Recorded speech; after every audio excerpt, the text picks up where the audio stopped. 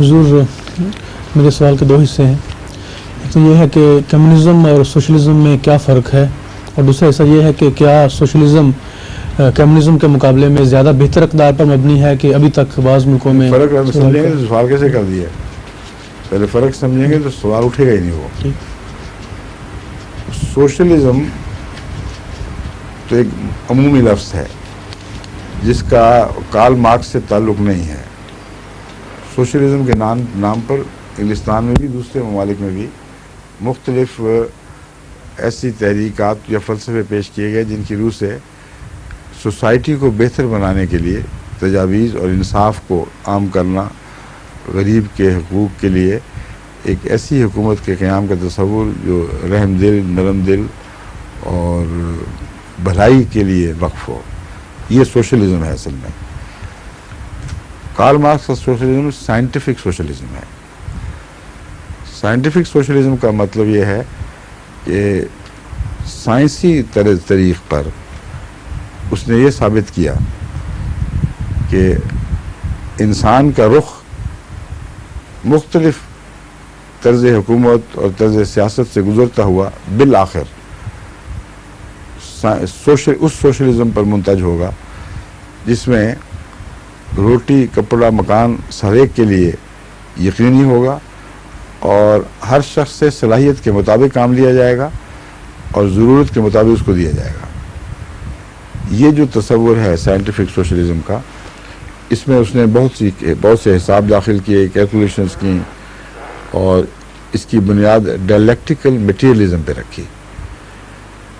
Dialectical materialism کا مطلب یہ ہے کہ مادہ ایک دوسرے سے برسر پیکار ہے، اور جیسا کہ اونچ نیچ کو مٹانے کے لیے قوانین قدرت کے اندر ہی وہ طاقتیں رکھی گئی ہیں، جسے غالب طاقت ہے کشش ثقل کی، وہ چیزوں کو کھینچتی ہے، اور سکون سوسائٹی کو اس وقت تک نہیں مل سکتا جب تک اونچ نیچ مٹ نہ جائیں. اس وقت تک یہ جد و جہد باقی رہے گی.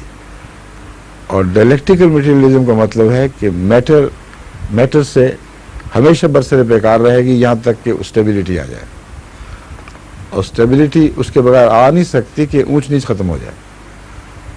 بس اونچ نیچ کو ختم کرنے کے لیے اس نے ایک فارمولہ پیش کیا، اور اس کو سائنٹیفک سوشلزم کہتے ہوئے اس کے پیش نظر ڈارون کا ارتقاء بھی تھا. اور ارتقاء کے حوالے سے اس نے یہ نتیجہ نکالا کہ گویا ارتقائی طور پر انسان کا سفر مختلف ادنا معاشروں سے ایک ایسے معاشرے کی طرف ہے جو سائنسی لحاظ سے انسان کا نقطہ معراج ہے، یہ آخری منزل ہے. اگر یہ ہو، اونچ نیچ مٹ جائے، تو اس کے نتیجے میں جو اجتماعیت پیدا ہوتی ہے کامل، اس کا نام کمیونزم ہے. کمیونزم کمیون، یعنی انسان اجتماعی طور پر ایک کمیون کے طور پر زندہ ہے، اس میں نہ حاکم، نہ محکوم، نہ غالب، نہ مغلوب. کمیونزم کے متعلق کارل مارکس کا یہ خیال تھا کہ کمیونزم کی اسٹیٹ اس زمانے میں ممکن نہیں ہے. پہلے سوشلسٹ اصلاحات کے ذریعے ہم آگے بڑھیں گے، اور کمیونزم اس لیے ممکن نہیں ہے کہ اس کے ہاں جو برابری کا یوٹوپیا تھا وہ طبی نتیجے کے طور پر ایسی جگہ پہنچتا تھا جہاں اسٹیٹ لیس سوسائٹی کا ہونا ضروری ہے. اگر اسٹیٹ قائم ہو تو حاکم اور محکوم کا فرق پھر بھی ہے، اونچ نیچ پھر بھی ہے، بعضوں کے اختیارات بڑھ جائیں گے، وہ اختیارات سے فائدہ اٹھا کر بعض اپنے لیے منفعت کی چیزیں زیادہ اکٹھی کر لیں گے، تو سائنٹیفک سوشلزم ناکام ہو جائے گا. اس لیے اس کے لیے اس نے کہا کہ وہ زمانہ اس لیے دور ہے کہ جب تک سائنٹیفک سوشلزم کو بیرونی حملوں سے تحفظ حاصل نہیں ہوتا، اس وقت تک اسٹیٹ کا قیام ضروری ہے، اور جبراً ہر ایک کو اس حالت پہ قائم رکھنا ضروری ہے. اور اس کے نتیجے میں بیرونی حملوں سے دفاع کے لیے غیر معمولی طاقت کا اجتماع بھی ضروری تھا، اس کی تخلیق ضروری تھی. تو فوجی برتری اس معاشرے کا ایک طبی نتیجہ نکلا جس کو ہر وقت ایک خطرہ درپیش ہے.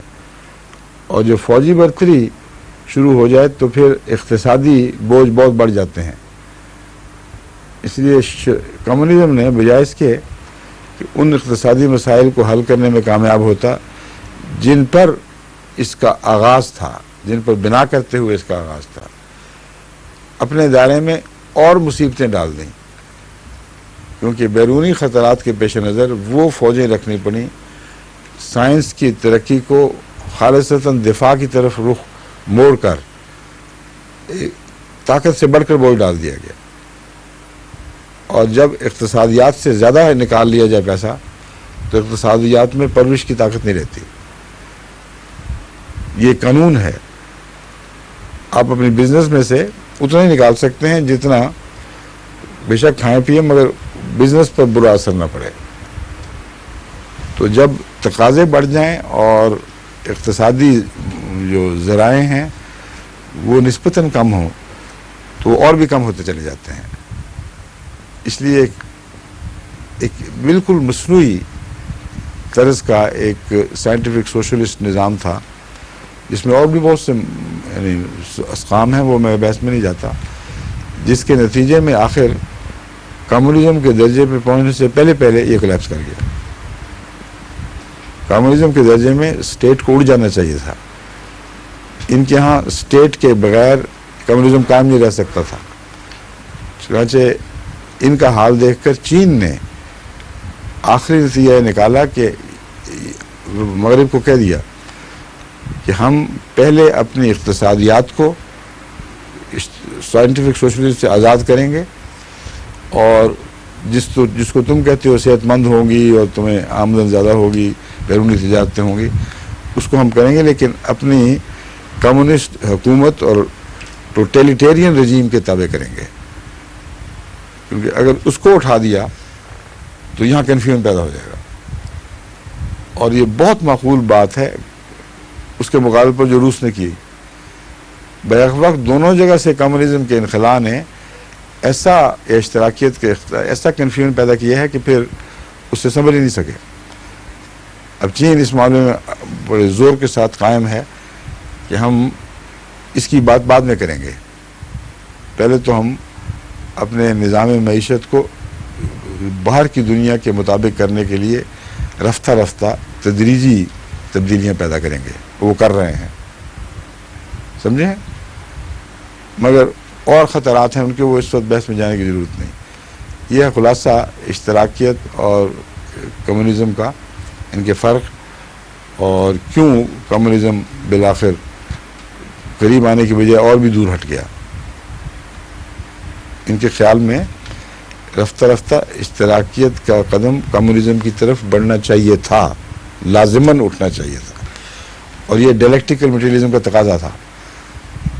جب نہیں اٹھا تو ڈائلیکٹیکل مٹیریلزم خود ناکام ثابت ہو گیا. ایک فرضی بات تھی. ٹھیک ہے، ختم ہو گیا وقت. اچھا جی، آپ کی تو باری نہیں آئی. سوال کیا کرنا تھا آپ نے؟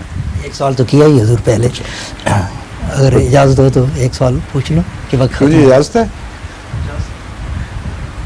ہاں اجازت ہے. ظہور مہدی آخر زمان